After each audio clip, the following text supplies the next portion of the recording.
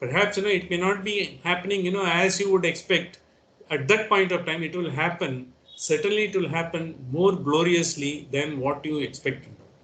That expectation is preventing us from doing it. But whatever happens is based on, whatever vasanas we have carried, whatever prarabdhas, the karmas what we have carried. Why in our religion only karma is being talked about and not in other religion? You cannot expect anything. Why a person is born blind?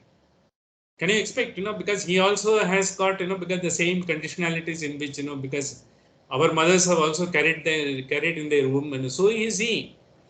You can't expect, because even doctors are also not, it is inexplicable. A lot of diseases nowadays, that they are not able to diagnose, but they are trying to only treat the symptoms and go by this and all, because these are all basically the body has got the power to cure itself, but we don't allow it.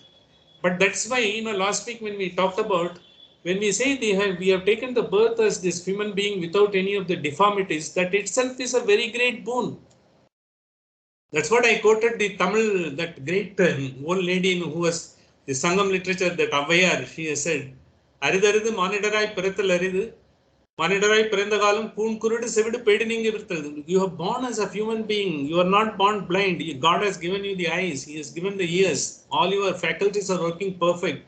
That itself is a great boon. That's what she says. But do we take it? We have taken it for granted. It's everyone is having, everyone's faculty is performing. Why not mine?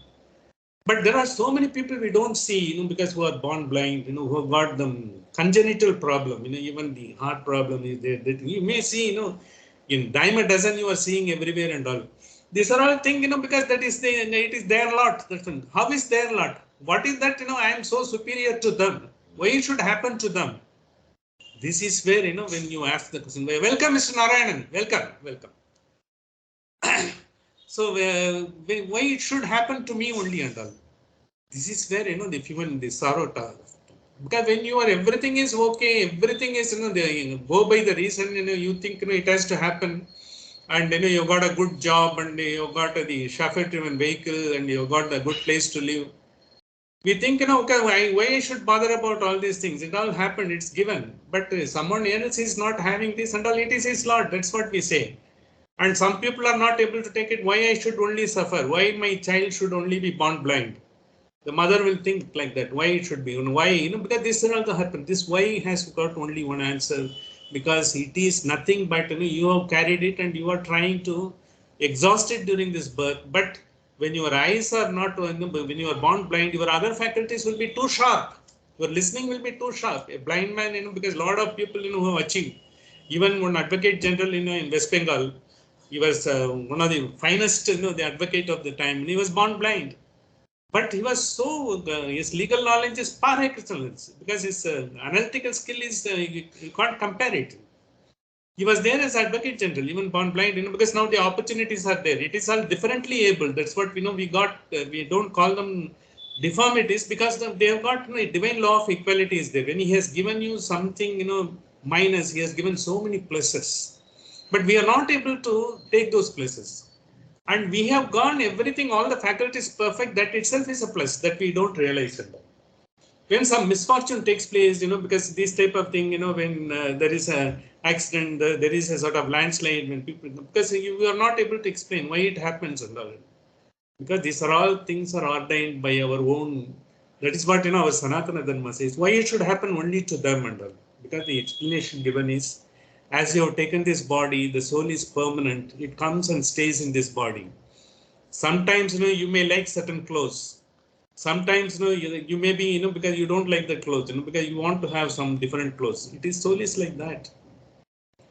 Then it discards the body. Sometimes, because that is a beautiful explanation given by Chinmayananda. He says, because when a person comes and he wants to separate, and he is a sort of a great, engineer, and he wants to separate so many things. He finds he does everything, but he suddenly finds one tool is not there and all. He goes back. Likewise, the soul also comes here and sees what is the purpose it is serving for its own evolution. Soul has got the evolution, it has got the seed, it has got the flourish to its potential. When it doesn't happen, then it leaves this cloth, it leaves this body and goes off. that may be very too difficult to digest, for the person who is suffering, because it may be philosophically, you may say, philosophy can't explain everything and all.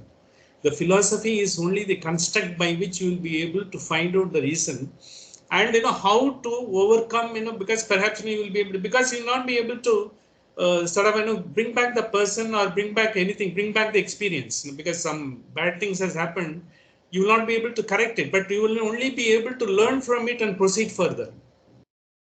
Because the life is the forward movement, always we learn to move. Why the mindfulness is there in the sense, because next moment what is going to happen, your challenges will be different next moment. The challenges here is something, once you are able to do that, because it is not that always you will get all the pleasant roads, and it will not be bed of roses, you will have always all the thorns across the way and all. So you will be able to face it, but when you are able to face it, every time you are able to overcome it, that is the joy of the life. That is the bliss of the life. Not getting bogged down as to what has happened. That is the doership. So we are not the doer. When doer, we try to put our efforts, something else happens. But when you try to put your efforts, whatever you are ordained to get, that will come. It will never go waste. But we can't wait for that, because we do have our plan, because it has to happen like that, because 25 years, you should have got a job and studied, and within 30 you should get married. By 35, you should have had this one, and by 40, you should have attained some position. Likewise, it's all well, because does it happen like that? Even today, you see, wherever Western states, it's very common. The man who is in the top, because next day he finds him on the road. It has happened, even the CEO of a GE, it has happened. It happens to so many people and all. But the ability to face and ability to take and ability to move forward, that is the life. That is what, we quoted that last verse of Gita also. Yatra Yogeshwara Kritno, Yatra Partho Dhanuddaraha, Tatra Sri Vijayo Bhutir, Dhruvanaitir Matir Mama. That's the last sloka. Where he says, where Yatra Yogeshwara Krishna, when he is there, when he is giving the entire grace, the knowledge, and the entire, the clarity of thought, everything comes. When you are able to work, Yatra Partho Dhanuddaraha, when you are able to put all your strength to focus, and finally, Tatra Shir Vijayo Bhutir, Dhruvanitir Matir Mama, it is the journey. It's not the goal. If it is a goal, you will stop it. That will go, because your soul is permanent. It is going to be there. It will be having this body. Afterwards, it may discard this body and it will go to some other body. It will have further. It is going. It is excited.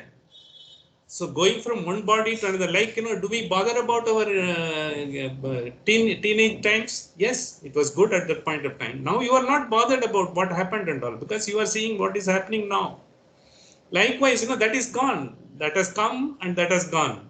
Likewise, this will also go. Likewise, once you are having, it is the journey you will have to undertake, learn, experience. And all. That is exactly, it's not the goal that is always, I have to get this, because it's not transactional at all. The life is not transactional. That's what Upanishad says. You have to face every time and go about it.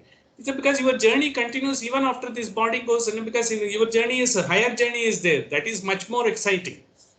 Like, you've never been abroad, first time you go abroad, because then you go there, sometimes you go and settle down, you leave this place. It's like that. It all happens like that. This is in this context only. We saw the last mantra, 1.2.20. It is a very sort of one of the famous mantras. All the preachers, all the people who want to explain the philosophy, they take it, take it, as a sort of a reference point to explain their respective philosophy. The 1.2.20 is in your page 57. Anor aniyan mahato mahiyan. Atma anor aniyan